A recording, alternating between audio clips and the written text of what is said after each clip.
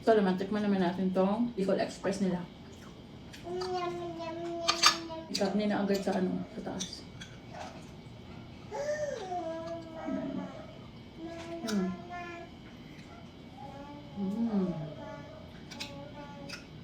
Bango. Ang bango-bango. Yung shelf life nito, ma-expire siya guys is October 27, 2026. Yan. Bicol Express ng Josephinas.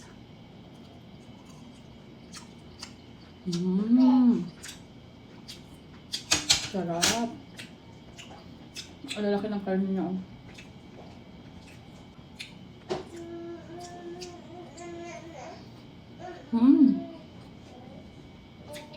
Laman talaga yung nakain ko. Perfect set talaga to sila guys. Sobrang sarap. Gusto nyo matikman to, ito, at saka ito.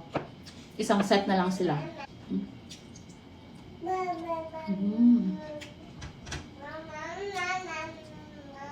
Ang ganda ng background ko.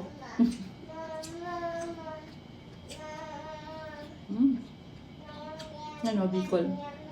Bicol Express na ang lalaki. Lalaki ng ano niya.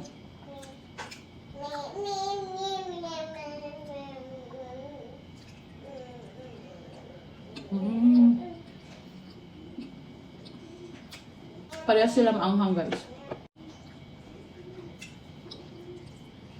Ang sarap. Sabi ko ba? Kain tayo.